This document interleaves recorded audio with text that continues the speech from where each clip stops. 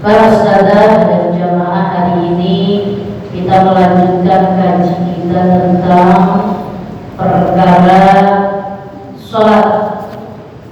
Kita sudah mulai masuk pada kajian syarat-syarat sahnya sholat.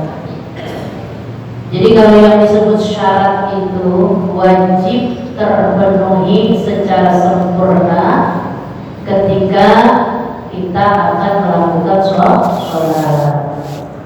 Karena sholat itu bukan semau kita, maka harus ada peraturannya. Maka yang harus dipenuhi oleh seorang yang akan melaksanakan sholat ada 8 perkaranya. Yang pertama, orang yang sholat maka dia harus suci dari 2 hadas.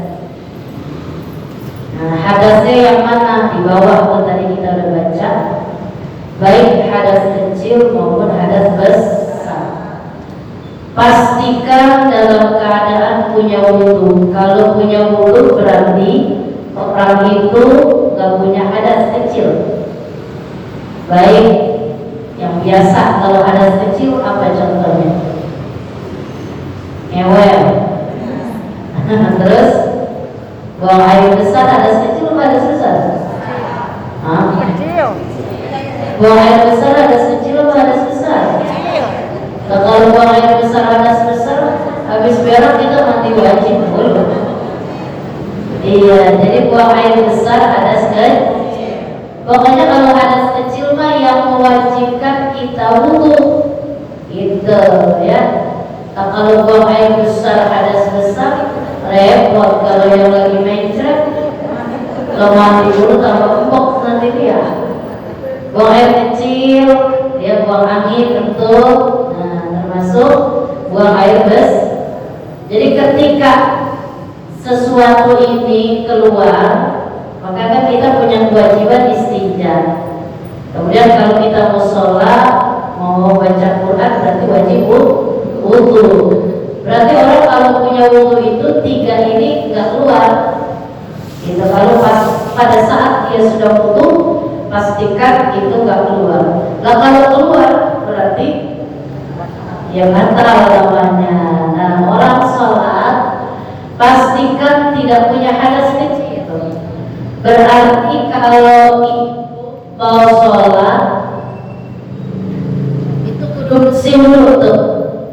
Ya, jadi keluar itu isinya.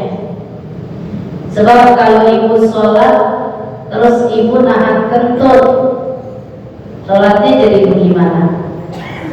Iya, kalau kata orang Betawi jadi kagak bisa diem. Ya, nanti pada akhirnya yang rukunnya jadi gak sempurna. Kalau gak sempurna berarti sama dengan gak sholat. Itu makanya pastikan dulu bersih dulu dari hadas kecil. Setelah itu juga bersih dari hadas besar. Nah kalau hadas besar, diantaranya kalau kita perempuan habis head ya, berarti orang head ya nggak boleh sholat. Biar rajin banget juga kalau lagi men jangan sholat. Rasa saya mau rajin banget sholatnya ya. Jadi kalau lagi men sholat juga salah ya. Terus pastikan misalnya ibu lagi sholat yang masih pada lagi sholat terus berasa ada yang keluar. Kan kalau mah keluar beda sama kencing rasanya ya. Kalau gimana? Amat ya. Ya udah, kata ibu yang udah tua udah lupa ya. Rada-rada amat keluarnya juga agak nyeri ya, agak sakit, pasti beda dengan pipis, beda dengan keluar air kencing. Maka ketika sholat berarti batal sholatnya karena secara persyaratan kita nggak terpenuhi karena keluar hadas besar ya. Jadi ini udah yakin kita orang sholat wajib suci dari 2 hadas. Misalnya begini Bu, ada orang mau pergi sholat, saya kasih contoh aja. Emang bininya solehah, namanya solehah. lakinya mau pergi sholat ke masjid Wikoya, dia cium tangan, lakinya lagi lupa, udah punya wudu, tuh bini cium tangan aja. Begitu bininya cium tangan, lakinya jalan ke masjid Wikoya. Sampai masjid Wikoya dia lupa kalau tadi habis cium tangan bininya kan batal ya.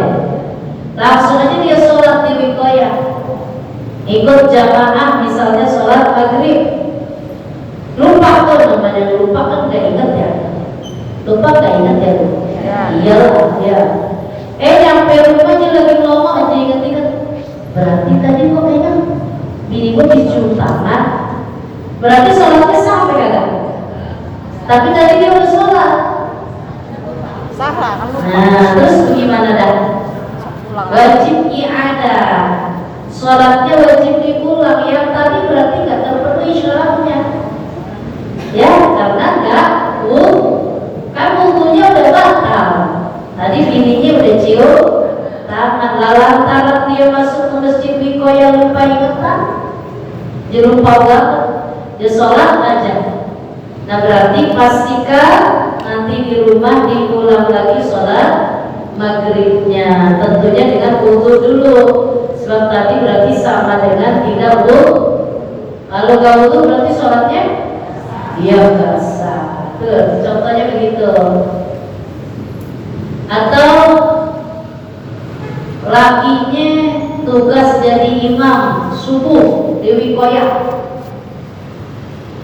maaf malamnya lupa habis hubungan sama bininya. Namanya lupa kan gak ingat. Udah gitu bangun, sekarang kan subuh masih malam ya, jam 4 lewat dikit ya. Dia bangun kaget tuh. Begitu bangun kaget langsung ke kamar mandi, dia lupa. Malamnya lupa, dia cuma cebok, gosok gigi, ngambil wudu. Langsung aja ke Wikoya jadi imam subuh. Nah, namanya juga orang lupa ya. Jamaahnya subuh ada sampai keluar-luar dalam tandanya. Mama ada 3 baris, 3 soft ya, jadilah imam dia itu. Rapi pulang sholat, dia ngobrol dulu sama satpam di depan. Begitu lagi ngobrol, ingat astagfirullahaladzim, semalam habis hubungan sama bininya, dia belum mandi. Lalu gimana ini? Bagaimana itu? Halo? Aku gimana itu? Itu pernah kejadian tuh. Itu gimana? Salah sholatnya. Berarti dia sholat ada hadas besar kan? Berarti secara persyaratan tidak terpenuhi syarat pertama. Maka dia wajib, dia pulang mandi dulu, mandi wajib dulu. Mandi wajib, dia ulang lagi sholatnya. Sebab yang tadi sholatnya enggak sah. Satu. Pertanyaan kedua, jamaahnya bagaimana? Nah, kalau jamaahnya yang dengar, yang tahu, berarti wajib pulang sholatnya. Kalau yang kagak dengar, bebas. Atau kalau imam mau jujur, siapa yang tadi sholat berjamaah, imamnya saya nggak sah semua gitu. Kata dia pada nanya, emang apa gitu? Baru jelasin dah gitu ya. Kalau dia mau jujur, kalau dia malu, ya udah. Sekarang kan ada WA tuh, kasih tahu aja belum surat apa tadi sholatnya enggak sah. Itu yang pertama.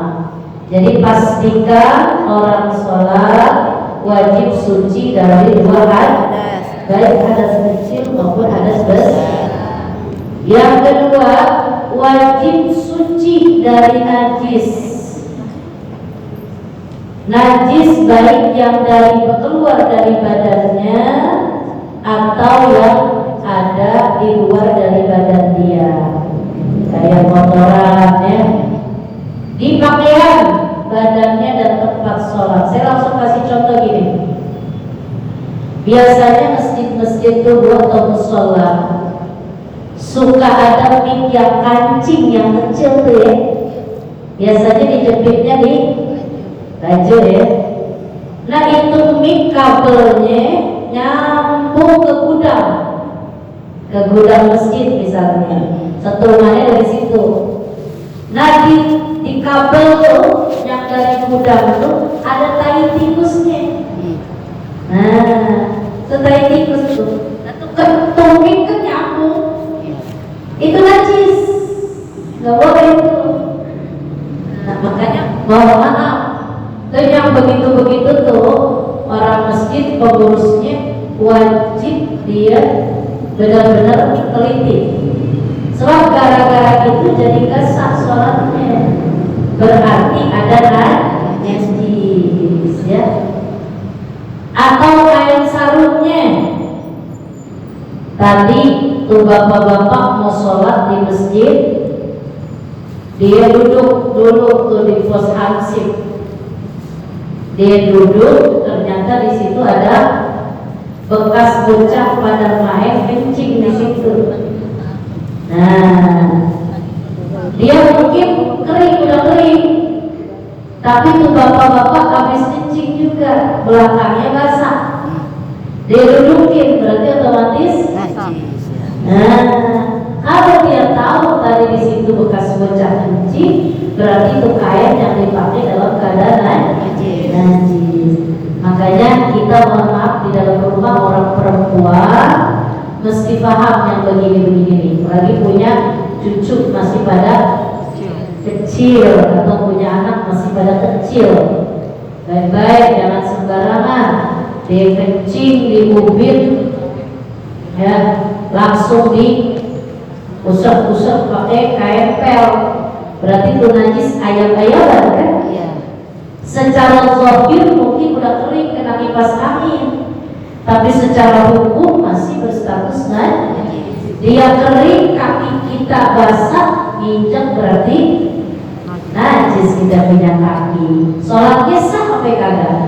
Kagak sah ya. Pakaiannya, badannya, sama tempat sholat. Ini perhatiin banget, karena ini menuju sah atau tidaknya sholat kita. Jadi satu, udah suci dari dua hadas. Yang kedua syaratnya mesti suci dari najis, badannya, pakaiannya maupun tempat sholat. Ketiga, harus menutup aurat. Kita bicara perempuan. Nah, perempuan nanti di bab belakangnya itu tadi kita udah baca. Perempuan itu ketika sholat auratnya seluruh tubuh kecuali muka. Muka berarti saya udah pernah jelasin batasannya mana sampai mana muka yang boleh kelihatan kalau sholat. Ya, sampai dagu. Di bawah dagu ini nggak boleh.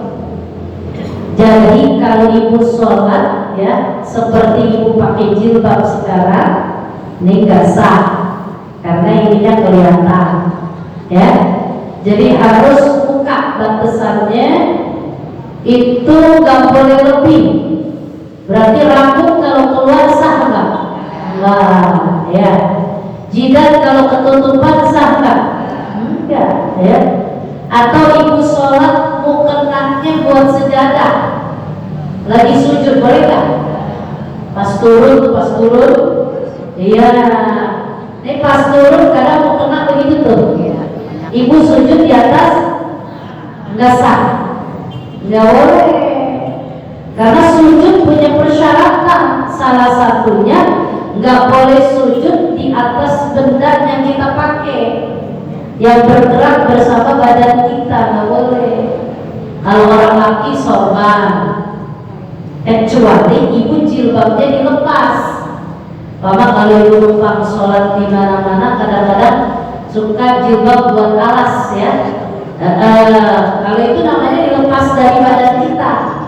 Tapi kalau yang nempel di badan kita kayak mukena, atau ibu pakai jilbab syar'i yang panjang-panjang nih, ya suka kan ada orang yang nggak pakai mukena, sholatnya pakai jilbab begini nih, tuh pastikan depan jilbabnya jangan jadi alas sujud kita.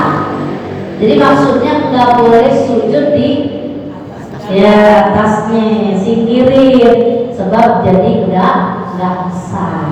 Ya, tuh muka, terus bagian bawah tutup semua ya biar tertutup. Terus satu lagi yang paling kelihatan apa?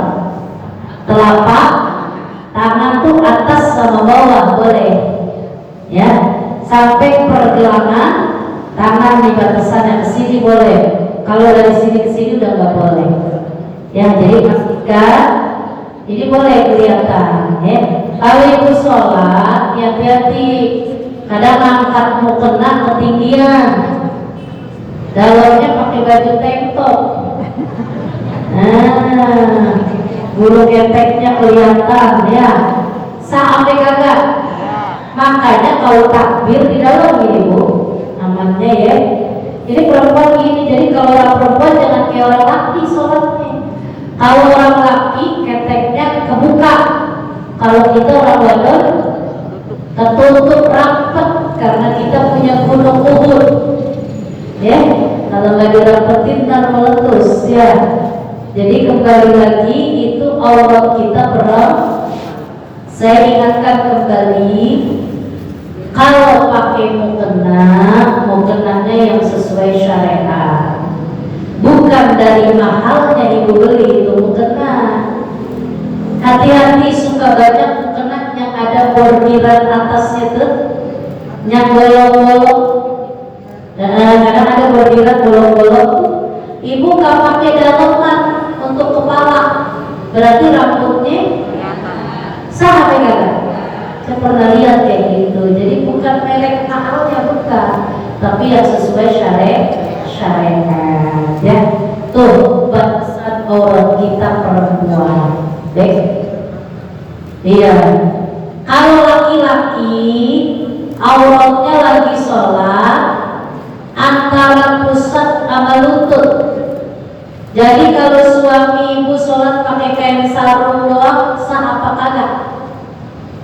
Kain sarung doang sholat sah apa kagak? Sah. Sah. Iya. Kalau pakai baju sah.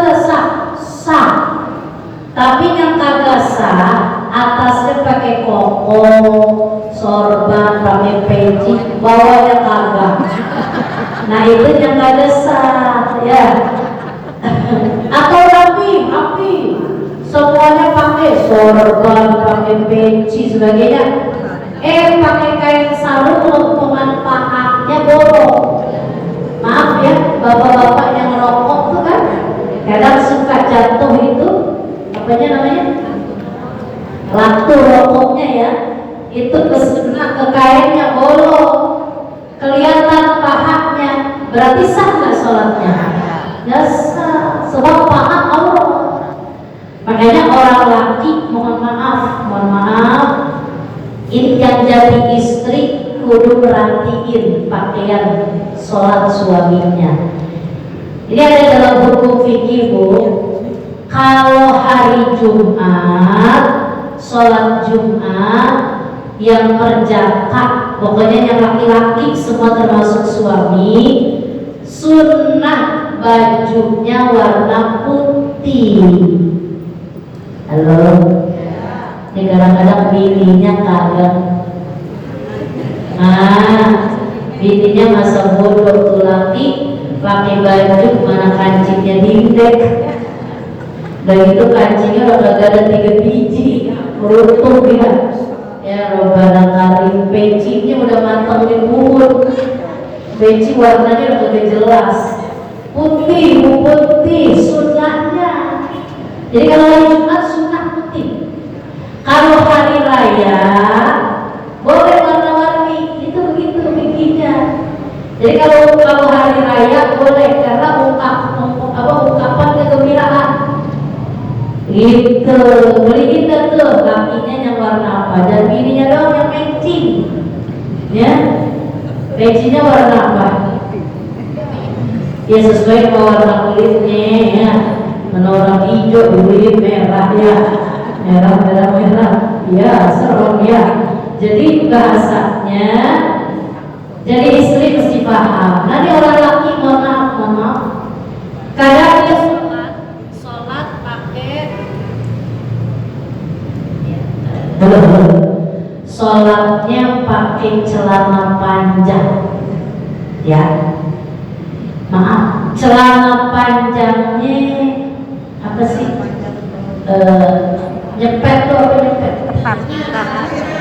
Ya, ketat ya. Celana panjangnya ketat. Maaf ya, maaf. Sampai bukannya kelihatan. gitu loh ya. Sampai kelihatan banget pangkatnya yang belakang tuh nyeplak, depannya juga nyeplak. Itu sama dengan tidak tutup aurat. Gak sah. Karena berbentuk sama kayak gak sholat, kayak ini gak pakai gak tutup aurat, gak satu aurat.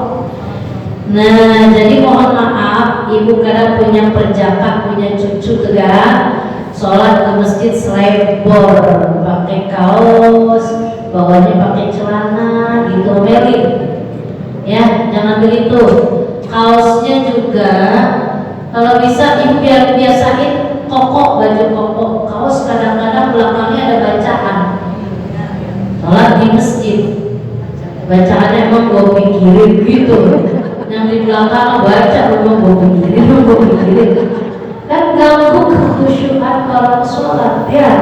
Jadi pastikan sekali lagi harus benar-benar kita perhatiin tentang syarat menutup auratnya. Baik. Yang rentan kebuka kaki kita ya Bu ya, perempuan ya.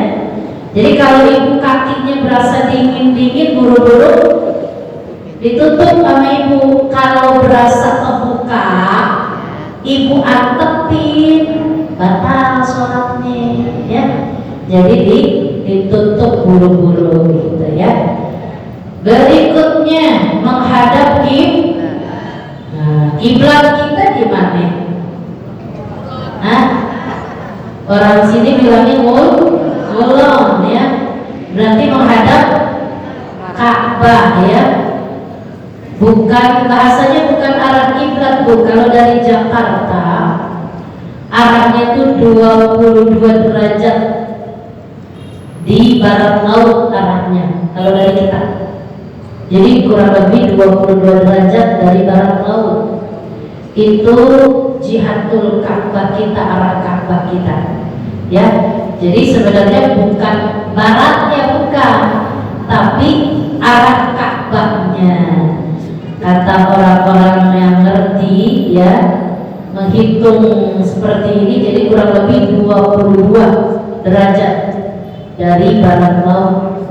Jadi pasnya kita dengan jihatul Ka'bah, dengan arah Ka'bahnya ya. Ibu kalau sholat di rumah sih nggak masalah, emang kita udah tahu arahnya belah mana. Kadang-kadang ibu numpang sholat di mana-mana suka keder, ya, nginep ke puncak. Jakarta ini belah mana? Kok kiblatnya ya? Kalau nggak ada tanda-tanda, nggak ada. Tapi kalau di rumah sakit suka kayak ada tanda panah gitu ya, arah kiblat atau gimana. Kalau nggak ada tanda-tandanya, nanya dulu. Jangan sok tahu. Dia kadang-kadang belah nari sih rumah gue di belah nari. Kadang-kadang bukan dari beda arahnya, bukan karena posisi rumahnya.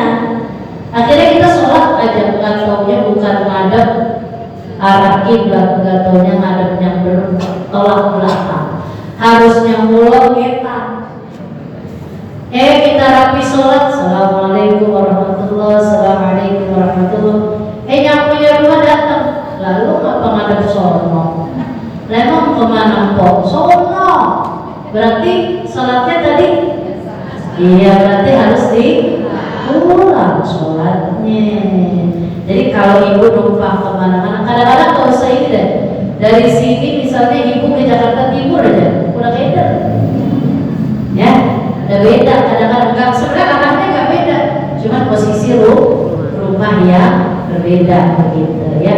Jadi harus menghadap kiblat. Sasa kalau saya sholat di bis, di kereta, di pesawat kan nggak ngadep kiblat, ya susah itu bang ngadep kiblatnya. Nah ibu kalau naik kereta langsung kudu ngadep kiblat ya nyusul Vanessa. Ya, jadi gimana? Kalau itu mah kemana aja arahnya, karena sholatnya dihormatil waktu, menghormati waktu gitu ya. Jadi persyaratan berikutnya adalah menghadap kiblat. Berikutnya harus masuk waktu.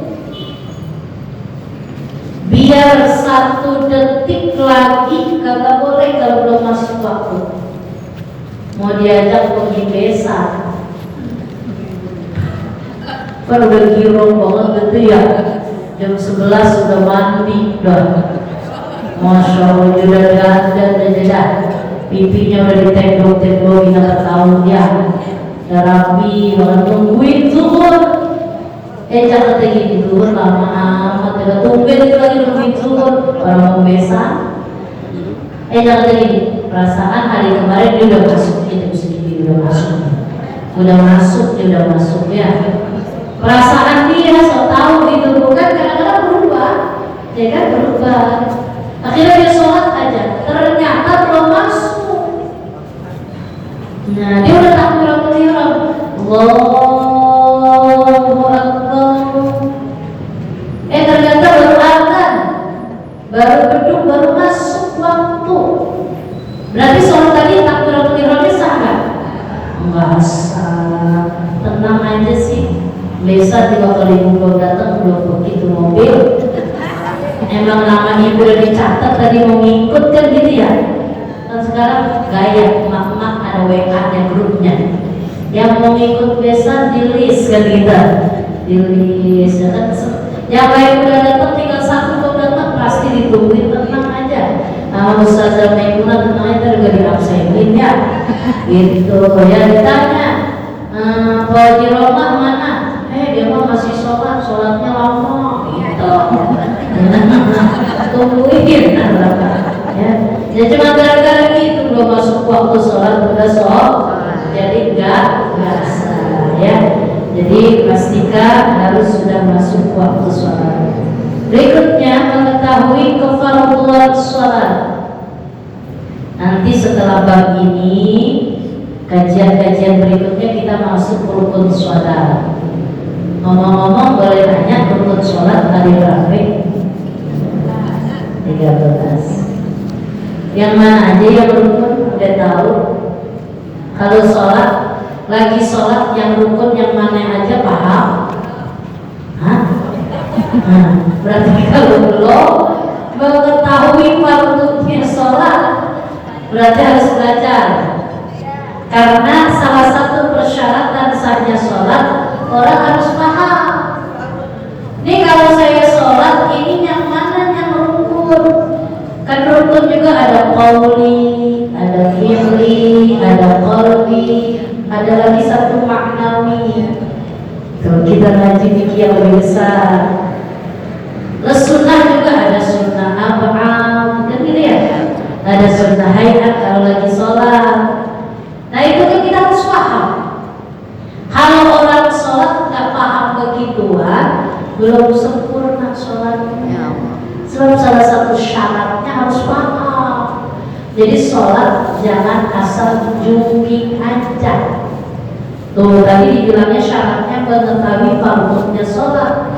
Dan nggak boleh yang rukun dibilang sunnah. Nah contoh, ini saya takbiratul ihram nih. Allahu Akbar. Ini saya ngangkat tangan. Ini ngangkat tangannya sunnah apa rukun? Halo. Ini kan ibu ngangkat tangan ya sama saya ya. Ibu tadi sholat subuh di sini saya 2 rakaat di Pondok Pinang, ibu berapa? 2.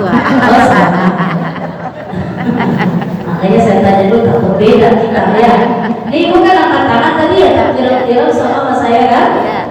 Allahu Akbar. Kan angkat tangan nih? Ini sunnah apa rukun? Rukun.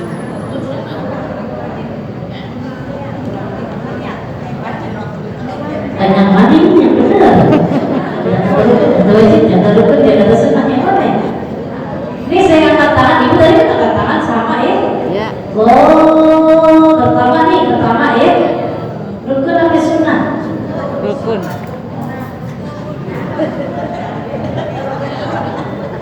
Itu dia tuh tadi. Nggak boleh meyakini yang rukun jadi sunnah. Bolak-balik jadinya ini mah sunnah hayat. Sunnah hayat. Yang rukun nih yang tadi di bibir Allahu Akbar nih. Yang disebut takbiratul ihram ini tadi bunyi ini. Bukan ininya. Bukan, ini maksudnya Allah. Dari mulutnya ininya rukun itu tuh ya. Karena namanya nih nyata pasal rukun ini yang wajib. Nama yang ini Allahu Akbarnya. Halo. Saya kasih contoh lagi. Ini saya sholat tadi subuh. Usalli fardhus subhi rak'ataini mustaqbilal qiblati adaan lillahi ta'ala. Itu niat ya? Itu sunnah apa rukun?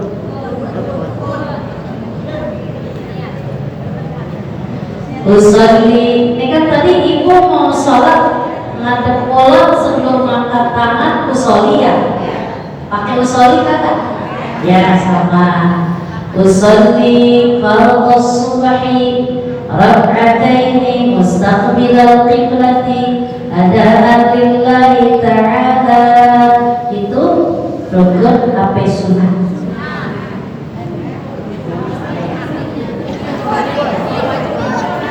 Ya, kalau ujian mah ada penilai ya.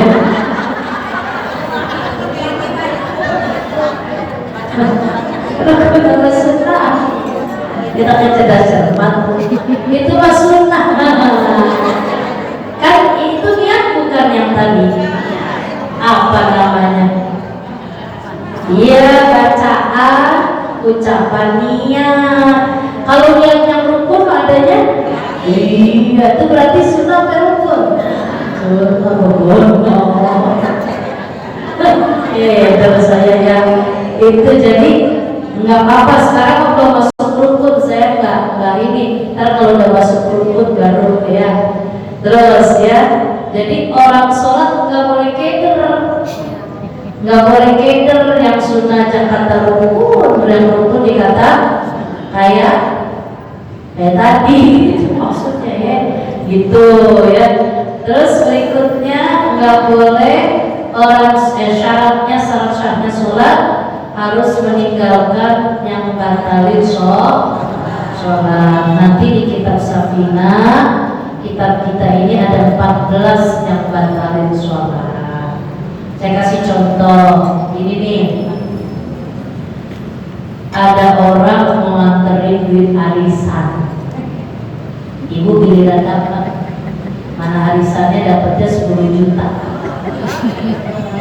Ibu bilang begini, aman yang megang arisan, kalau lo masih ada laki gua, lo jangan ngomong-ngomong ya. Jadi maksudnya tuh duit biar diterima langsung oleh bininya gitu ya. Nah sholat, waktu sholat udah masuk ya. Dia ngambil wudhu tuh si namanya Haji Rola. Terus ya pakai wudhu ada Haji Rola ya. Karena Haji Rola sini Pondok Pinang ya. Dia sholat tadi ya. Ditungguin aja tuh yang megang arisan si Mani kagak datang. Dia takut tuh duit yang menerima lakinya. Mana lakinya lagi perang lagi dalam rumah ada. Ya, kita maksudnya duitnya keluar langsung gitu ya. Dia tungguin lagi udah setengah jam, udah setengah satu kan dia belum sholat. Akhirnya dia udah sholat dulu deh. Si Mani udah datang jam berapa begitu ya. Begitu lagi sholat, artinya ngomong gini, gue mantar kalau si Mani datang ke ini, gue berhenti dulu sholat. Berarti niat mutusin batal dah gitu. Walaupun kertek di hati gitu ya. Kayak saking tuh duit takut diterima lakinya gitu. Atau mau sholat mendung banget gelap, cucian ditaruh di depan jemur. Galau betul sholat ya hatinya ya, makan gitu. Akhirnya apa jangan dalam sholat gini. Coba kalau hujan turun, gue berbatalin sholatnya dulu, batal dengan sendirinya gitu. Nah itu diantara contoh di pasal yang membatalkan sholat. Nanti kita bahas ada 14 itu yang batalin sholat ya. Baik, berikutnya nanti kalau mau nanya silakan. Hadas tadi udah kita sampaikan. Yang berikutnya aurat. Tadi juga sudah saya sampaikan kesimpulannya aurat laki-laki di dalam sholat sama di luar sholat sama. Ya. Jadi kalau suami ibu keluar ke Indomaret cuman pakai celana pangsi doang, sah apa nggak boleh apa enggak? Boleh dosa apa enggak? Ada kondangan pakai celana pangsi doang boleh, boleh sah ya. Cuma kata dirinya lu duduknya di depannya di parkiran. Ya, jadi laki-laki mah di dalam dan di luar sholat sama. Di sini disetarakan dengan budak. Saya nggak bahas budak karena sudah tidak ada perbudakannya. Itu sistem sudah dihapus oleh Islam. Terus kalau perempuan di dalam sholat tadi seluruh tubuh kecuali muka dan tangan. Terus kalau orang perempuan di kitab kita nih, kalau di luar sholat kayak kita begini nih, kan kita lagi nggak sholat nih. Kalau kita bilang seluruh tubuhnya, berarti kudu ditutup kita nih bu, kudunya pada pakai cadar. Itu ada tekepan sekarang ya. Jadi kalau kita nih kalau mazhab Syafi'i, kita orang perempuan ini cuma mata doang kelihatan jadinya kudunya. Ya ini ditutup juga. Mata doang yang kelihatan. Karena itu tadi jami'ul badani seluruh tubuhnya. Itu aurat kita perempuan ya. Jadi maksud saya kalau ada orang-orang di sekitar kita yang melihat yang pakai cadar, yang kemudian matanya luar kelihatan, nggak usah usil. Justru dia yang benar. Dia yang lebih sempurna ketimbang kita gitu ya. Paling nggak sekarang begini dah, kita rapiin dulu kita. Mana muslimah udah kita pakai masker kan sekarang mah ya. Itu kaki pakai kaos kaki. Halo, kata ibu saja saya kalau pakai kaos kaki jalan kagak nyampe. Perasaan saya katanya jalan kagak maju-maju. Ya ada lagi yang muslim. Kok lu ngapa lagi meriang itu pakai kaos kaki? Ya, baru-baru kambing pakai kaos kaki nggak tahu meriangnya. Sekarang gini dah, nggak apa-apa dah, kan belajar kita bertahap ya. Kalau yang deket-deket kalimah belum bisa, asal pergi jauh main pakai. Kata nambah pakai. Iya kan kenapa jauh dari sini ya? Iya, pasar minggu deket jauh dari sini. Pakai itu udah mulai ya. Diajak kondangan mana jauh pakai itu kan enak tuh pakai kan. Lagi kaki kagak pada meledak. Musim panas. Iya, dia kaki bener-bener kagak kelihatan ini. Ya begitu ya paham ya. Ya udah belajar. Ya diajak kaos kaki dah. Kaos kaki balik berapa ya bu ya?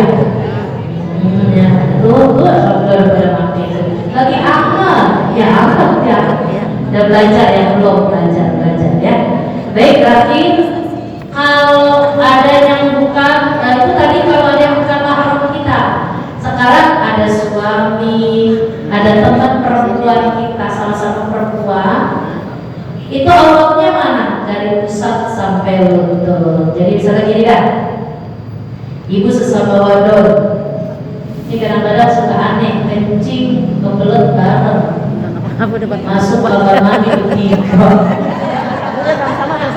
Jangan pada makan aja gamis ya. Celananya jangan pada roman-roman ya. Ada jadi dulu kan sono, mantap berabu.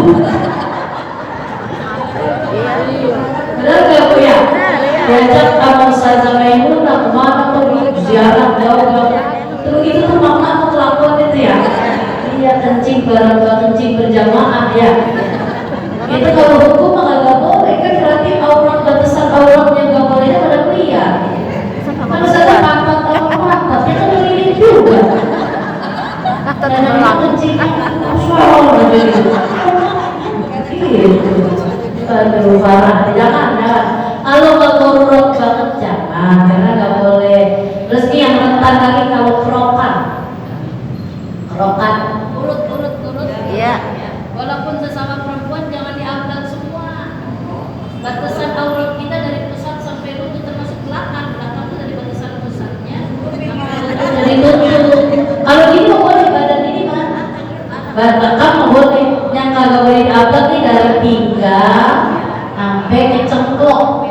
Itu depan berarti dari pusat sampai Lutut. tutupin. Kadang-kadang ada tukang urut yang dianggap semua.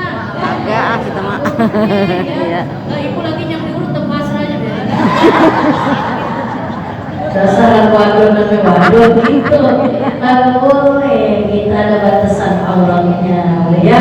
Ya insya Allah kita berpaham semua. Baik, silakan kalau ada yang mau nanya boleh.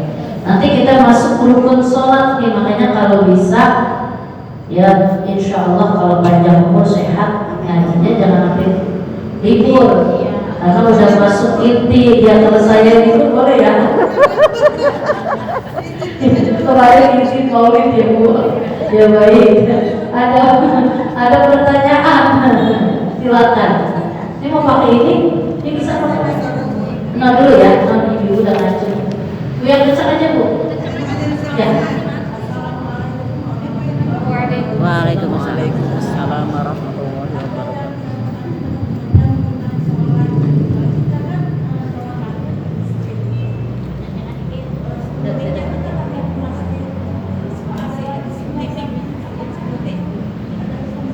Sunnah lagi setelah sholat maghrib. Ya, tahiyatul masjid.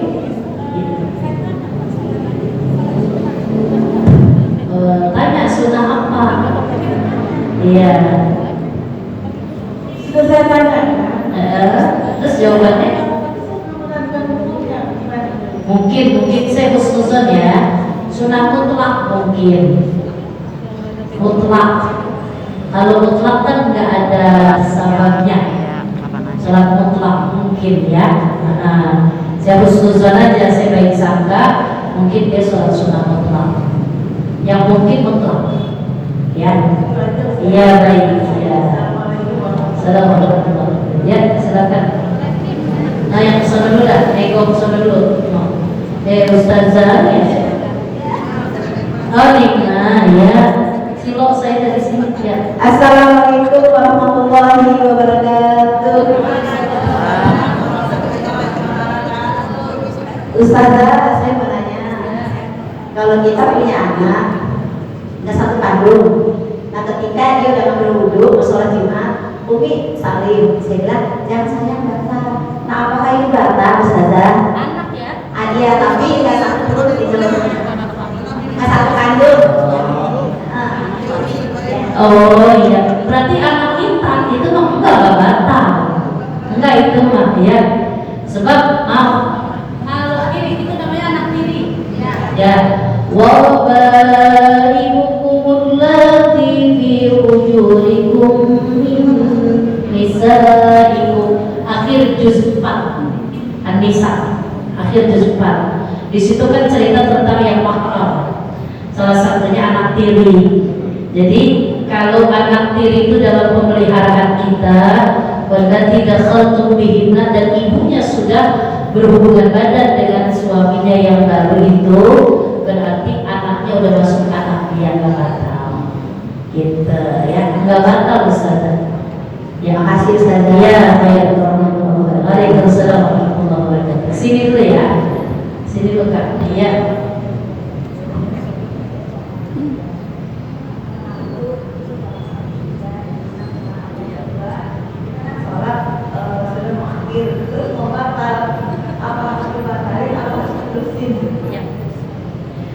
Pertanyaan pertama, mantu batal kagak sama mertua? Iya. Kagak. Ya. Tetap. Surah Mantu ya. An-Nisa itu ayat Kita memantu takut kan dengan dunia orang lain nggak batal ya. Akhir juz 4. Bukan ayatnya panjang tuh. Hurrimat alaikum ummahatukum wa banatukum wa akhawatukum, ayat panjang sampai setengah halaman itu ya ayatnya. Di situ ada salah satunya menantu. Wa ummahatun nisaikum, ibu mertua. Berarti ibu mertua sama mantu kagak batal, termasuk mahram. Ya, yang kedua, sholatnya udah mau rapi, mau kentut, mau bunyi ya. Ustazah bagaimana? Saya tahan HP maka saya keluarin. Kalau ibu nahan nggak sampai apa yang rukun-rukun jadi nggak masalah, tahan. Ini ya, ada dikit. Ya udah tahiyat akhir. Udah kalau tahiyat akhir mas saya ajarin aja resepnya sampai Allahumma sholli ala sayyidina Muhammad wa ala ali sayyidina Muhammad. Udah sampai situ aja. Assalamualaikum warahmatullahi wabarakatuh. Assalamualaikum warahmatullahi wabarakatuh. Itu dah langsung dah angkat.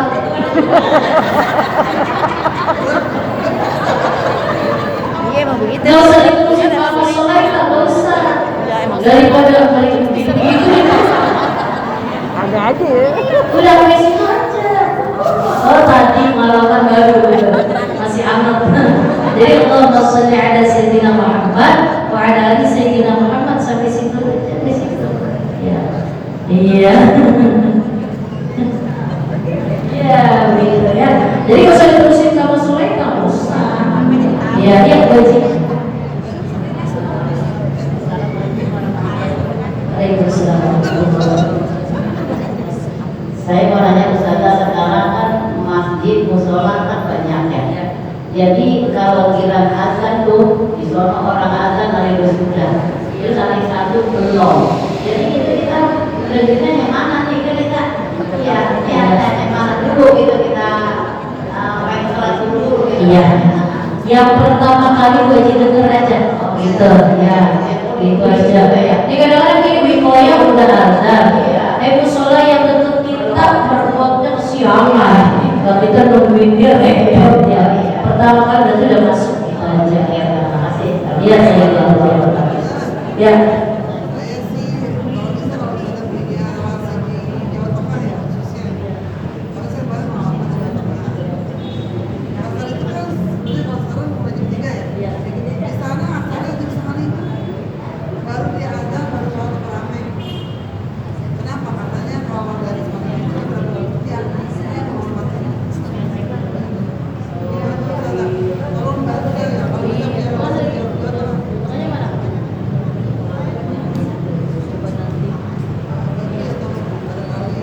Sebenarnya begini, sebentar saya jawab. Afdolnya sholat itu kan ada. Inna sholat kanat ala mu'minina kitaban mawquta. Sholat itu kan udah punya waktu-waktu masing-masing ya. Terus ibu pernah dengar ada hadis afdolus sholati ala waqtiha, gitu ya. Afdolnya sholat itu adalah pada waktunya.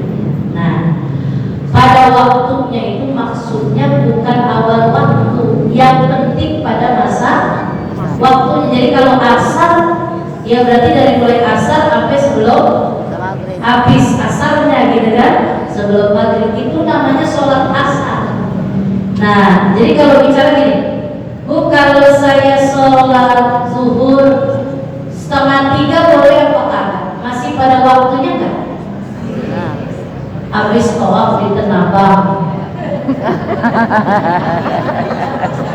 Ya, 2:30 baru sholat zuhur. Masih pada waktunya enggak? Masih. Kalau saya tanya masih pada waktunya, masih. Karena itu masih waktu zuhur. Hanya baru ya. Cuma udah dibutuh dari akhir. Karena Nabi ngasih kita motivasi. Ada di Nasaihul Diniyah wal Wasaya al-Imaniyah, orang yang sholatnya awal waktu ridwanullah, dia dapat keridhaan Allah. Kan gitu. Kan kalau ridho Pak ya, kalau udah dapat ridho kamu dunia akhirat bakal bahagia. Tapi kalau orang sholatnya tengah-tengah waktu, maka zuhur jam-jam 1:30, tumpulan dia ayang-ayangan dulu di Tenabang, orang nyari baju jilbabnya belum ketemu ya. Lalu sholat 1:30, meja 2 itu baru sholat, namanya tengah-tengah waktu. Itu dapatnya cuma maghfiratullah, ampunan Allah doang. Berarti lebih nyusul. Terus yang terakhir, kalau sholatnya di akhir waktu, cuma dapat maaf dari Allah, Allah. Ya ada yang nyaut gini, lumayan maaf juga gitu ya. Makanya saya mah nggak berani nyampe gini ya, gua sembarangan soalnya nanti kalau nyampe sholat kan yang penting dapat juga usaha gitu ya. Jadi bagusnya memang di awal sebab apalagi perempuan ya gini. Perempuannya misalnya Bu, ibu dari Tanabang, kan jam 12 kurang 10 menit udah masuk zuhur. Lah ibu sholatnya jam 12 misalnya, kan berarti lebih 10 menit ya.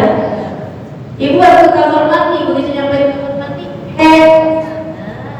sholat apa enggak kita? Enggak jadi kan? Tapi itu udah kena qadha. Berarti sholat zuhur itu tuh nanti kalau ibu udah rapi udah mandi wajib di qadha yang itu tuh zuhur. Itu kan kalau kita mentar-mentarin sholat jadi begitu nanti. Kalau memang datang waktu haidnya jadi repot gitu ya. Terus kalau yang udah agak emek bagaimana Ustazah? Ya kan umur kita nggak tahu musola ini, ya kan? Jangan ada bentar kita enak apa kagak, setengah jam kemudian kita nggak tahu ya.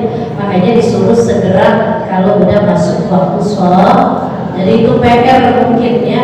Jadi jangan diputar-putar sholatnya ya. Khair, ada lagi? Ya. Iya benar. Geser pakai tangan. Siapin ya, siapin. Kan ini mah tangan boleh kelihatan. Nah, boleh. Nah. Iya, makanya siapin aja ditarik. Ya. Nanti disiapin ya. Nanti dalam Betawi mah ya.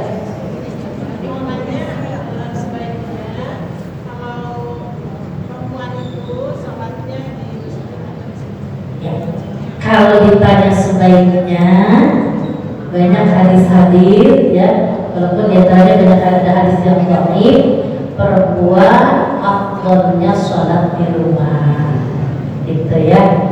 Ustazah kalau tarawih mah mau nggak mau di masjid, soalnya di masjid yang bikin biar syiar setahun sekali mah ya nggak apa-apa lah. Tapi kalau yang wajib-wajib yang tiap hari kita sholatnya afdalnya di rumah aja gitu ya. Suka ke musola, tapi dekat rumah ya. Iya, udah di rumah aja mas, bener mah afdolnya di rumah. Coba dah baca kitabnya Habib Usman. Oh gitu, ketiduran. Terus dari maghrib ke ini. Oh gitu ya. Tapi ada hijabnya ya, kita perempuan gitu. Nggak gabung ya.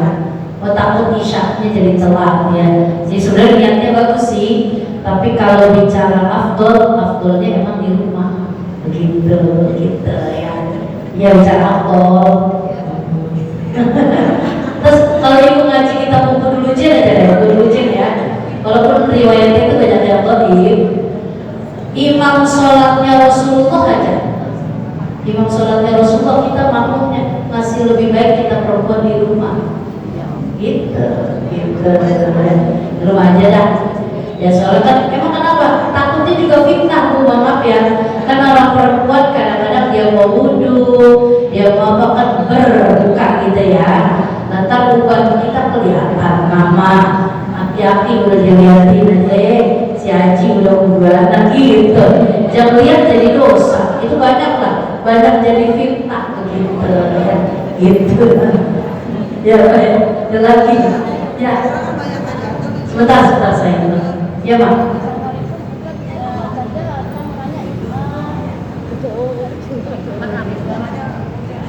Saya mau nanya kalau darah masih keluar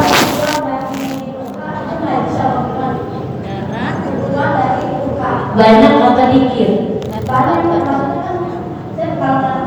Banyak, kalau banyak najis. Harus dibersihin dulu, dicuci bersih dulu, ditampel gitu. Iya gak apa-apa, yang penting ditambel, jadi apa namanya diperban. Kalau memang masih banyak, tentunya pakai plastik jadi ikat lagi gitu. Iya gak apa-apa ya. Kecuali darahnya sedikit kayak jerawat gendit. Lawan duit. Ya kecil kan, bisul kecil kan. Nah, maaf ya, ke diabetes ya. Bukan. Oh bisul ya. Bersihin, diperban, boleh kalau masih netes juga pakaiin plastiknya boleh. Ya, ya baik. Salam ya baik.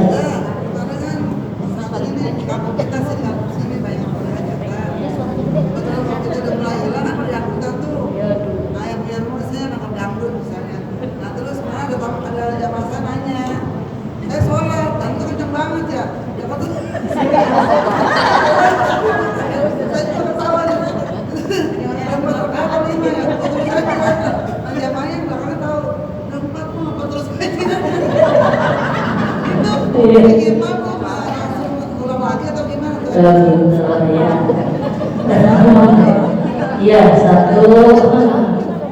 Iya. Saya bicara hukumnya dulu ya. Tapi ibu jangan merasa tersinggung saya ngomong ya. Saya bicara hukum apa adanya ya. Kalau ibu hajatan itu pengennya berkah apa enggak? Kalau berkah itu maksudnya apa? Ziyadatul khair, bertambah kebaikan dari harga baik. Itu yang namanya walimah, itu kan namanya sunnah. Ya, jadi disuruh keriaan, kebahagiaan gitu ya Bu ya. Maka nggak apa-apa bikin keriaan begitu, tapi jangan ada unsur maksiatnya.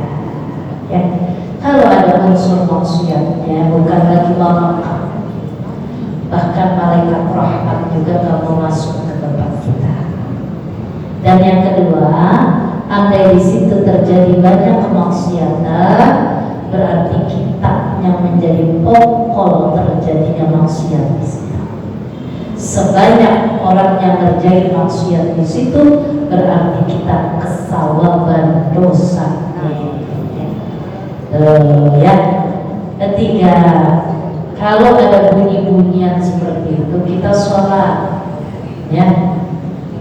Pertanyaannya gimana dengan sholat kita? Yaitu kan diantara memang dilarang dalam agama mengganggu orang lain untuk ibadah. Terjadilah udah ada musiknya. Kita sholat, ustazah keder, imamnya sampai 5 rakaat. Harusnya makmum yang di belakang dia ngasih isyarat kalau itu salah ya. Nah, gimana cara ngasih isyaratnya kalau perempuan sama perempuan? Mana? Gimana? Yang ditepuk punggung. Nah ini itu juga kalau imamnya paham. Nah, makanya kan imam harus yang paham fikih. Jadi kalau dikasih tahu gini, memang agak paham. Dia dulu aja sampai 5 rakaat misalnya. Gimana tuh ustazah? Kalau dia cerdas, tutup aja pakai sujud sahwi. Gitu, tutup pakai sujud sahwi. Enggak apa-apa udah selesai. Gitu ya. Tapi kalau dia bilang, dia nengok, 5 ya, dari 0 gitu mah ya. Gitu sebenarnya tutup aja pakai sujud sahwi gitu.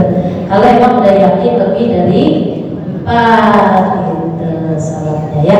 Jadi itu komentar saya terkait ya. Mudah-mudahan saya sih tidak mengomentari siapapun, yang jelas ini hukum agama. Bahkan kita kondangannya aja ke tempatnya begitu nggak boleh. Makanya saya pernah bilang nggak boleh. Kapan kondangan harus ada? Ntar aja kalau dia udah bayar dah. Seminggu aja dah setelahnya gitu. Sampai saya pak, ini saya ngaji sama guru saya begitu, guru saya ngajarinnya. Jadi saya pakai banget gitu ilmu nggak saya ya biar berkah gitu ya. Ya, ada lagi? Nggak ada? Ya.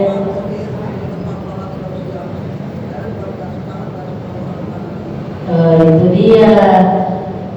Kalau sarung tangannya kan ada orang pakai baju nih, bajunya baju kondangan yang apa yang press ya, buka tuh ya.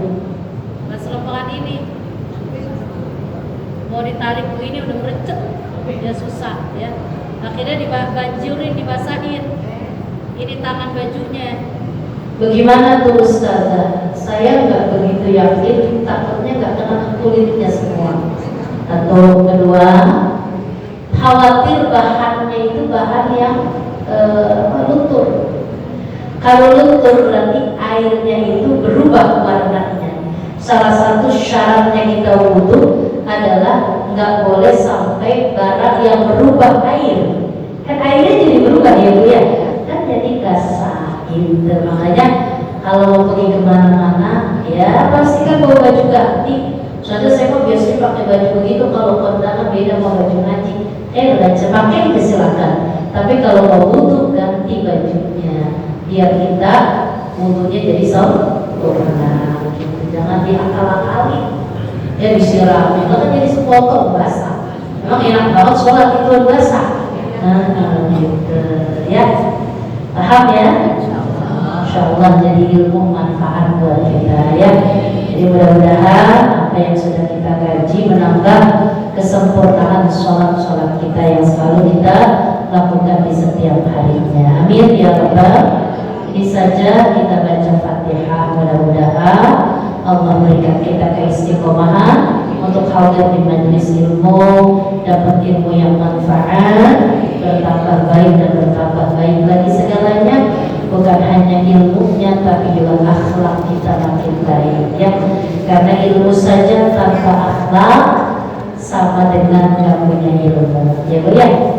Ibu ngaji gurunya satu, kitabnya sama, tapi yang dapat ilmu manfaat nanti akan kelihatan.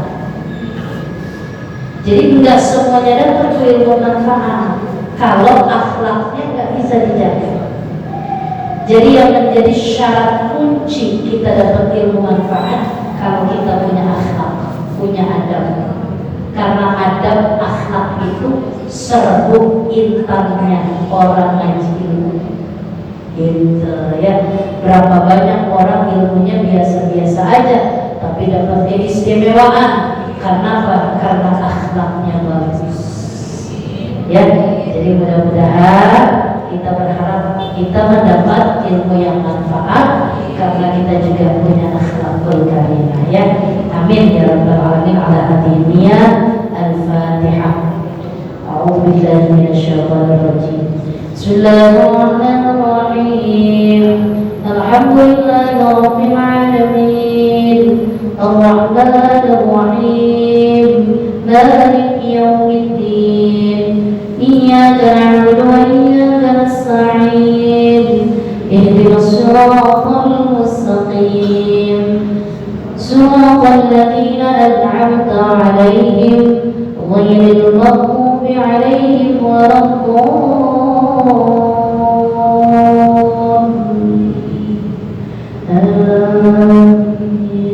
Kurang lebihnya maaf minta doa. Wallahu a'lam bishawab. Assalamualaikum warahmatullahi wabarakatuh.